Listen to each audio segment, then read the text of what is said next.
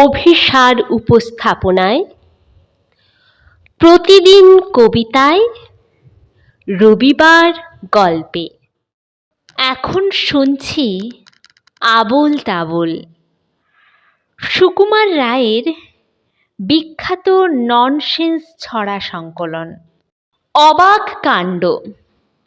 শুনছো দাদা, ওই যে হোথায় বদ্যি বুড়ো থাকে, সে নাকি রোজ খাবার সময় হাত দিয়ে ভাত মাখে।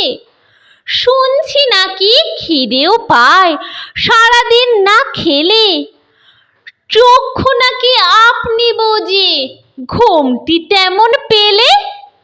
চলতে গেলে ঠ্যাং নাকি তার ভুঁয়ের পরে ঠেকে, কান দিয়ে সব শোনে নাকি চোখ দিয়ে সব দেখে।